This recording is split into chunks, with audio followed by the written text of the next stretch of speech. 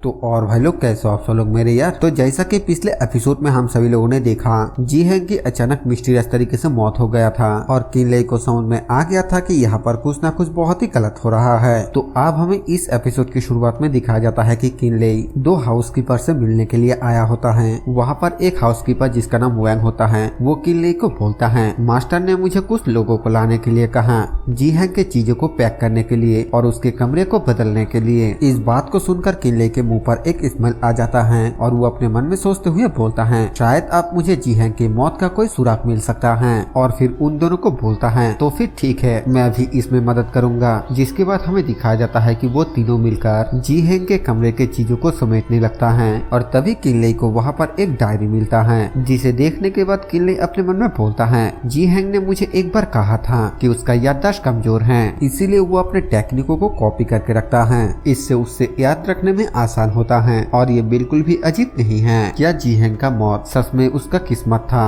और तभी जब किनले उन सभी सामानों को उठाने लगता है और तभी वहाँ से एक और किताब नीचे गिरकर खुल जाता है, जिसे देखकर किनले बोलता है, यहाँ पर तो एक और है, मरे हुए को सम्मान देने के लिए इन सभी चीजों को जला दिया जाएगा। और तभी किनले, क्योंकि वो किताब गिरकर खुल गया था, उसे पढ़ने लगता है, जहाँ पर कि उस किताब पर लिखा हुआ था, 187 दिन लगातार लिंजिंग पिल को लेने के बाद मैं मानसिक और शारीरिक स्तर पर बहुत ही ज्यादा थका हुआ था और कभी कभी मुझे हेलुसिनेट भी होने लगा था। किंगलिंग पिल लेने के 365वें दिन मैंने मेरे हाथ और पैरों पे ठंडक और मेरे अंदर स्पिरिचुअल एनर्जी ना होना, साथ ही में कभी कभी मैंने दिल के दर्द भी महसूस किया। किंगलिंग पिल लेने के 920वें दिन हार्ट अटैक बार बार होने लगा। इमोर्टल लाइफ बुक के कल्टिवेशन मेरे लिए बिल्कुल भी इफेक्टिव नहीं था और मैं बहुत ही ज्यादा बीमार रहने लगा। ये सब पढ़ने के बाद किनले काफी ज्यादा हैरान होते हुए बोलता है, ये तो जी हैंग का है।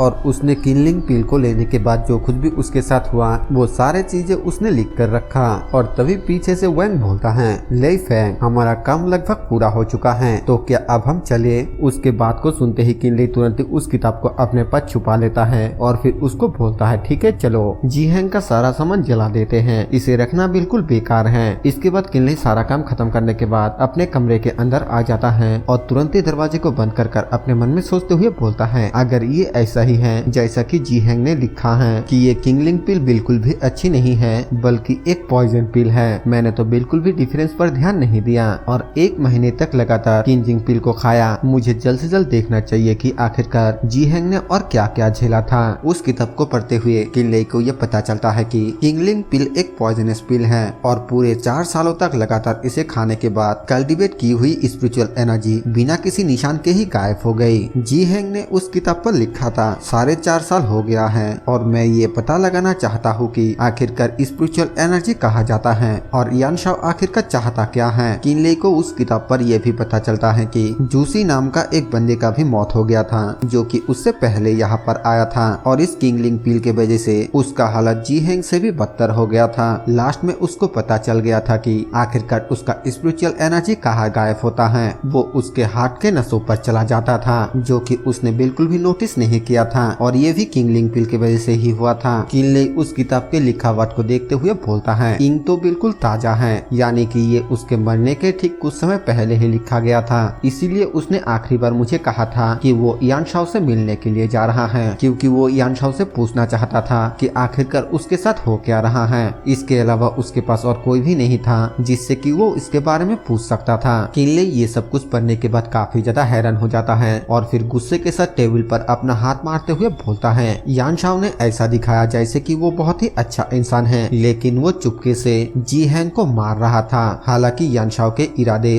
बिल्कुल भी अच्छा नहीं है, लेकिन मैं उसका बराबरी बिल्कुल भी नहीं कर सकता हूँ। अगर ये चीज सबके सामने आ जाता है तो फिर मैं और भी ज्यादा खतरनाक सिचुएशन में पड़ जाऊंगा। इसके बाद सीन चेंज होकर हमें अगले दिन का सीन दिखाया जाता है, जहाँ पर कि यून शाओ किनले के पास आकर किनले को बोलता है, ले फैंग, कल जी हैंग की मेमोरियल कैसा रहा? किनले बोलता है, सब ठीक ठाक रहा सीनियर, आपको चिंता करने की कोई भी जरूरत नहीं है। यून शाओ बोलता है, जी हैंग 6 सालों से मेरे साथ था, लेकिन उसका अंत इस तरीके से होगा मैंने इस बात का उम्मीद बिल्कुल भी नहीं किया था। किनले बोलता है, जी हैंग के लिए सीनियर के साथ रहना उसके लिए एक ब्लेसिंग था। जैसा कि कहा जाता है, जिंदगी और मौत तो किस्मत है, सब कुछ किस्मत के ऊपर ही निर्भर है, इसीलिए सीनियर को दुखी होने की कोई भी जरूरत नहीं है। यून शाओ किनले को एक पील देते हुए बोलता है, इतनी छोटी उम्र उम्र में इतना कुछ देखना आसान नहीं है। तुम्हारे पास बहुत ही बड़ा टैलेंट है। ये ओल्ड जरूर तुम्हारी मदद करने की कोशिश करेगा। मेरे साथ अच्छी तरीके से काम करो और 1 साल पूरा होने के बाद मैं तुम्हें निंगजिंग पिल दूंगा। किनले उस पिल को लेते हुए बोलता है, ठीक है, आपका बहुत बहुत शुक्रिया सीनियर। ये बोलने के बाद किनले उस पिल को वहीं पर खा लेता है और हमें बताया जाता है कि किनले यानशाओ के सामने सब कुछ सही दिखाने के लिए हमेशा ही किंगलिंग पिल को खाता रहा। साथ ही मेडिसिनल पावर को रिफाइन करते हुए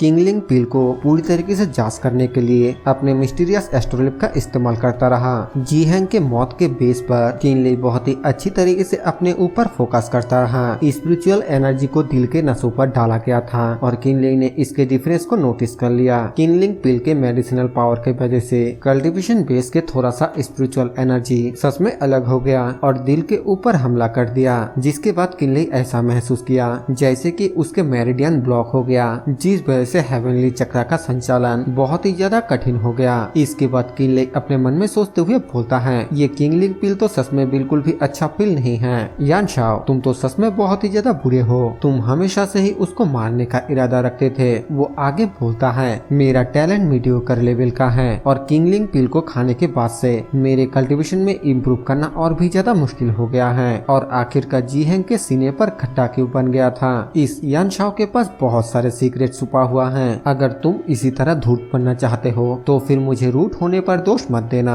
मुझे नुकसान पहुंचाना इतना भी ज्यादा आसान नहीं होगा। इसके बाद हमें सीधा ही आधे साल बाद का सीन दिखाया जाता है, जहाँ पर कि हमें एक जगह पर 4 टाइप के मेडिसिनल हर्ब को दिखाया जाता है, जिसे देखते हुए किनले अपने मन में बोलता है, ये 4 तरह के हर्ब जैनलिंग पिल के लिए मेन इंग्रेडिएंट हैं। ऐसा लगता है कि यानशाओ हाल ही में इसी पिल को रिफाइन करने की कोशिश कर रहा है, लेकिन इस पिल का इफेक्ट अननोन है और इसे अभी तक इस्तेमाल नहीं किया जा सकता है। पिछले 6 महीनों में यानशाओ के पिल फर्नेस से काफी सारे बेकार के पिल निकला था और उन सबको प्यूरिफाई करने के बाद काफी सारे ऐसा पिल निकला जो मेरे कल्टीवेशन के लिए बहुत ही ज्यादा फायदेमंद रहा। उन सबको एक साथ मिला कर लेने पर कल्टीवेशन के स्पीड 3 गुना ज्यादा बढ़ जाता है। किनले आगे बोलता है, मैंने यानशाओ से कुछ मेडिसिनल बुक को उधार लिया ताकि मैं किंगलिंग पिल के टॉक्सिक को कम कर पाऊँ, लेकिन मैंने उन बुक को पढ़ने के बाद बहुत सारे चीजों के बारे में सीखा और ये मेरे लिए बहुत ही फायदेमंद रहा। और तभी वहाँ पर कोई आकर दरवाजे को नॉक करता है। किनले जब दरवाजे को खोलता है तब वो देखता है कि वो हाउसकीपर वैंग होता है। किनले बोलता है, हाउसकीपर वैंग, मैं तुम्हारे लिए क्या मदद कर सकता हूँ। वैंग किनले को बोलता है, कांग्रेचुलेशन ले फैंग, मास्टर तुम्हें अपने डिसाइपल के तौर पर लेना चाहता है। उन्होंने कहा कि मैं तुम्हें ढूंढूं और उनके पास ले जाओ। किनले बोलता है, क्या वो मुझे अपना डिसाइपल बनाना चाहता है। वैंग बोलता है, जी हैंग के मौत के बाद मास्टर बहुत ही ज्यादा चिंतित हो गया है और अक्सर पछतावा करता है कि उन्होंने उसे कल्टीवेशन की सही मेथड नहीं सिखाया। अब ऐसा लगता है कि मास्टर ने ये सोच लिया है और वो अपने जीवन में जो सीखा है उसे आगे बढ़ाना चाहता है, इसीलिए वो चाहता है कि तुम उनका डिसाइबल बनो। जो सुनने के बाद किनले अपने मन में सोचते हुए बोलता है, इस वक्त एक डिसाइबल बनाना ये उतना भी ज्यादा आसान नहीं होना चाहिए, है ना। आखिरकार ये ओल्ड मैन क्या करने के बारे में सोच रहा है। और इसी सीन के साथ ये वाला एपिसोड यहीं पर खत्म हो जाता है। वीडियो पसंद आए तो वीडियो को लाइक कर देना, चैनल पर नए हैं तो सब्सक्राइब कर देना। मैं मिलूंगा आप सभी से एक और न्यू वीडियो के साथ, तब तक के लिए बाय बाय।